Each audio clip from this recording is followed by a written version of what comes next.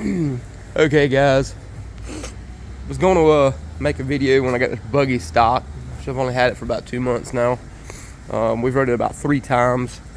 Didn't get a chance to make the video when it was stock. I kind of started it and had to leave out of town for work, so I didn't get to finish it up and didn't have time to make videos and do all the stuff I needed to do and get back to work, so kind of missed out on the full build of the buggy. Anyway, I ended up getting the buggy a lot quicker than expected. A lot of people have been waiting 6-8 months or a year when they order them. I really wasn't interested in waiting that long, but kind of talked it over and decided, you know, we was gonna sell. I had a 21 XT, excellent buggy, had it for a year, had 0 issues out of it. I mean, when I say 0, I mean 0. No belt failures, no issues, period, at all. It was a 21 XT, 8-inch portals, 42-inch BKTs, Evo tuning, custom exhaust. It was an excellent buggy all around. Had no problems with it. So back to the Limited. I'm hoping this buggy does the same thing for me. I usually keep them for about a year and then I get rid of them. So we just sold that one and decided we were going to commit to a Limited, and called around, and the waits were astronomical for the most part. You know, some promised 2 to 3 months, but I've talked to a bunch of people that's been waiting for almost a year. So in the big scheme of things, I called around and I got lucky. About 3 days after I sold my 21, Volume Power Sports in Tifton, Georgia called me, and they had gotten 3 of the 22.5s in, one of which was a pre-ordered buggy. The other ones wasn't sold yet, surprisingly. They wasn't expecting to get them in, so didn't really care for the blue, but the deal was right, time was right, so I said, heck, I'll go get it and we'll try it. If I don't like the blue, I'll just paint the buggy. It's not a big deal. So we got there and picked the buggy up. I decided I wanted to do the JO Audio factory roof by Can-Am, for Can-Am, whatever. Very happy with the roof in general. It has a nice fit. It's a decent sounding roof, and it could use, if you do the roof, you're probably going to want to commit to a subwoofer. If you're anything like I am, you know, you like a little bit of bass. My previous buggy had audio forms with a 4/8 and a 10-inch subwoofer in it, and it was a good sounding, you know, top. So once I got this one, it was missing the bass, so I was kind of like, eh. So long story short, I ended up getting the roof, getting it all put in, and I ended up actually adding a subwoofer in the box here under the seat. Fits pretty nicely, kind of matches the plastic. Just one 10-inch subwoofer in a ported box. Sounds really well. Done exactly what I wanted out of it. No issues. I'm overall very happy with it. So the buggy in general, for 22.5, I mean, everybody's talked a lot about it. The door panels have changed. The windows do fully go all the way down now. I guess my biggest complaint so far about this one over the 21s and the early 22s is no door handle latch. The door handles are a lot nicer. The doors seem to be a lot more sturdy, a lot more rigid than the older ones, but you can't lock them. So don't put nothing in there you don't want nobody messing with. But at the end of the day, I'm pretty happy with it so far. I think I got about 100 miles on it so far. We're going to take it out this weekend for Turkey Bog over at Hogwaller in Palatka, Florida. Fixing to get in the process here in just a little while of, I got a buddy, he's got an XMR, and he don't want the snorkel kit on his no more. Really didn't like it to start with on his. He bought his more for work than play. So I'm going to swap everything off my Limited over and put the factory XMR snorkel kit on mine off of his.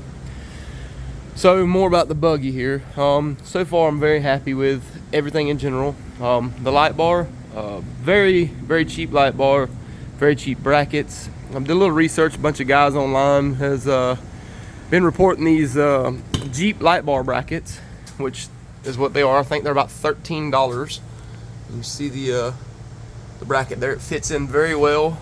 Have no complaints.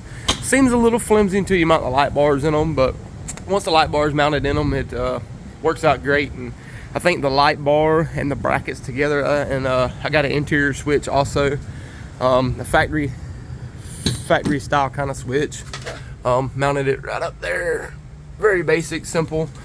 All the wiring's right there in the overhead, so it worked out very simple and easily also. I think I had a total with the switch, the light bar, and the brackets to like 123, 124 bucks. Don't really know how well the light bar is going to hold up, but it looks excellent, I think. Very low profile as far as the roof. I was concerned about it being higher than the roof, which on my last buggy it was. If you look at this one, it's not. So that should help keep a lot of the tree limbs and stuff, you know, from hitting it and tearing it off or anything like that. So went and had the windows tinted in the buggy immediately also. Doesn't do a lot of justice right now with the bright light shining right through it, the sunshine, but it's 5% all the way around on the sides and the back glass, and I got 35% on the windshield, which made it very nice when running the AC in the heat of the day. It helps cool it off a lot easier in there for sure. So I highly recommended the window tint on the limiteds for cooling purposes for sure. Makes it a little tougher at night, but you know, if you got a light bar or any type of lighting, it definitely makes up for it. So decided on this buggy here. I was you know, like I said, my last one had 8-inch boxes on it with 42s and 24s and 4-day arms. The buggy did excellent with them. It didn't even know they were there with a 45% reduction. So this buggy, I don't know, I decided I want to go just a little smaller with it. 42s did great and did excellent with them, but I don't know, for some reason I want to do 40s on this one only. Didn't want to go any bigger. Not as of now anyway. So I ended up going with the SuperATV 6-inch boxes. SuperATV 4-day arms, which originally I did just a bracket lift and the 6-inch portals and the 40s and 24s, and as you can see, the buggy was not happy about that. So they did not clear very well. They actually rubbed on both sides. So like I said, I went back in and added the 4-day arms. Kind of knew I was going to need them. It's just a temporary thing. I threw the tires and wheels and portals on to make a couple rides till I got time to put the A-arms in.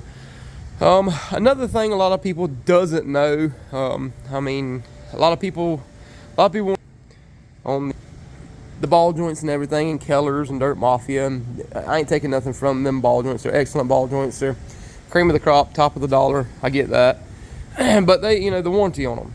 So that leads me to where I'm at with my ball joints. I've ran quite a few different sets. As of right now, I actually have kryptonite ball joints in these A-arms. Obviously, if you did any research, you know kryptonite is a very big into the diesel world. I run them in all my trucks. They're getting into more of the half-ton stuff also, but 99% of their products have a lifetime warranty. You jump it, you bend it, you break it, sled it, race it, they replace it. Don't matter. And they're excellent on their warranty. So I figured, why not on the side by side? You know what I mean? I've had no issues with their products. I've run the wheel bearings, their ball joints, their upper control arms, tie rods. I mean, it's an excellent product. They make great product. So the only issue I ran into is when I got rid of my X3 and got my last Defender, I wanted to do their ball joints, and lo and behold, for some reason they didn't make a ball joint for the Defender, only the X3. So if you have any knowledge of the X3 and the Defenders, if you look up the factory part number ball joints, they are exactly the same as the Defender and as the X3. So me being me, I said, well, I'm gonna take a gamble, order the X3 ball joints and see how they fit, and see, you know, what's the reason why they don't offer them. Well, the only issue that I have seen so far, and it's a very simple fix. If you look, technically that cotter pin is not doing much good right there. So normally when I do other people's buggy, I didn't do them on mine just because it's mine, and you know, I kind of keep an eye on my stuff really well. I service and maintain my buggy after every ride, so I check over everything consistently. So that cotter pin is not doing no good because of how long the stud is. So all you gotta do is add a couple extra washers right here to drop your nut down a little bit so that it makes contact with your cotter pin to keep it from allowing your nut to back off. Other than that, I've seen absolutely zero issues with it. I mean, if you look, there's the bottom ball joints. Excuse the grease, I just finished greasing everything. There's your top ball joints, you know. So I see absolutely no issues and reasons why. I've actually thrown a note out to Kryptonite and trying to help them out a little bit with a little bit of research and development, so they, you know, can help everybody else out. You know, these ball joints is around $200 for a set with a lifetime warranty versus, you know, $500 or $600 for, you know, all the other high-end, high-dollar ball joints. So, you know, it saved everybody a little bit of money, and they seem to hold up real well. I don't kill my buggies. I don't beat them super duper hard, but, you know, we do go to some of the parks and beat on it here and there. So it seemed to be holding up. Like I said, my last one had 42s. My X3 had 42s. And this one's on 40s. So we'll see how they hold up and how they manage. But like I said, the other ones was over a year, well, right at a year old. And I never had an issue with them at all. So that's a little extra insight for maybe some guys looking for a little bit cheaper, better ball joint. You know, they do work, they do fit. Why they're not on the fitment chart or guide, I do not know that. Maybe just that little bit of issue with the stud being longer, but that's a super simple fix. Nothing to that. So onto the buggy. Like I said, I'm not here. I got the SuperATV 6-inch portals, SuperATV 4-day arms. I know a lot of guys aren't real big on SuperATV products. I personally have never had any issues with their product. You know, the tie rods is not the best, but I don't run their tie rods. I'm actually, believe it or not, still on factory tie rods here. Like I said, I don't beat on it real hard, so it's not too big of a deal for me. But these are BKTs, 40-inch skinny BKTs, 24-inch wheels. That's one of Fuel's newest wheels out. Actually, when I put them on, shout out to Joe's Tire over in Stark, Florida. Joe takes very good care of me. I usually get all my stuff from him: tires, wheels, portals, trucks, side-by-side stuff, you know, everything. Can't beat Joe. So, like I said, so far I have no complaints with the buggy. I'm going to be ordering a set of rear A-arms for it. Probably just going to do the rear uppers, which is what I had on my last buggy, the S3 uppers. Gives me the adjustability for the camber issue. On the buggy, if you look, the back tires do lean in on them when you do portals, inevitably. But, you know, that's a simple fix. I don't feel like I need the bottom A-arms. These are strong enough for me for what I do with my buggy. Just the uppers are a little more beefed up. On the S3 arms that I use, instead of going around the shock in the back, they actually come around here and loop around the shock. So it seems like it's a little stronger setup. It's a little bit bigger tubing, and they're fully adjustable, so it gives you the camber you need. Those arms are somewhere, just for the uppers, I believe, is right around $400 or so. They're really nice arms.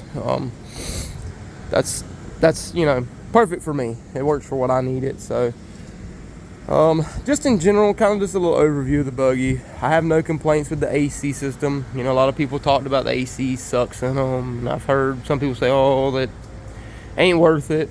I was very concerned when I bought it that the AC was not gonna work, you know, that well, kind of like everybody's been saying.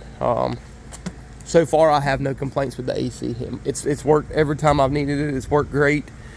It's been nice and cool, and I mean, works as good as you can expect out of a side-by-side. You know what I mean? It's not a $100,000 vehicle you're sitting in with the air conditioning on, but it definitely very well worth it, no doubt. Now the heater, I can't speak for. It is a little cool here this morning. It's about 43, 44 here this morning.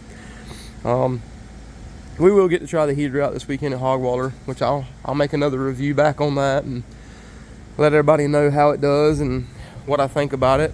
You know, maybe kind of help out some people that's looking to buy one. All in all, it's not a bad purchase. I'm not disappointed with the buggy at all. I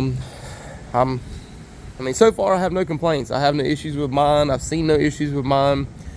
The only thing that I really wish they would have done a little differently, which is for the people like me who does deep mud water riding, is the you know, I wish they'd have did something a little different with the AC setup on it, the AC belt. You know, I know it's got to stay cool and all, but the AC belt, if you look here, completely open. There's, you know, I'm kind of a little worried about mud and water maybe getting trapped in there and, you know, slipping the belt or something along those lines. I haven't had mine in any mud and water yet. Literally, it's been just a bunch of riding. Also, my other concern is the vent input down here, you know, for your cabin filters and everything. How well that's going to hold up if it gets mud and water in it. I've seen a bunch of videos and guys is fogging the crap out of them, man. And they say that their air conditioning and the heaters and stuff still work fine. I mean, I can't say they do, I can't say they don't. I ain't gonna call them liars, but makes me very skeptical. You know, you can buy $40,000 side-by-side by the time you're done with it and go throw it off in a mud hole and the whole AC system in it's shot. I mean, that's kind of the whole reason you buy limiteds, for the air conditioning and heat. So, but anyway, so far, you know, this is where we're at on it. I will make a follow-up video after we take it out to this weekend, you know, Turkey Bog. That'll be the first true ride on it, and we'll see how it handles and how it manages, and see if the air conditioning and the heat survives, and you know, we'll go from there. So maybe this video will help out everybody a little bit, just kind of give you a little bit of insight. And if you got any other questions or anything maybe we can help you out with, let us know.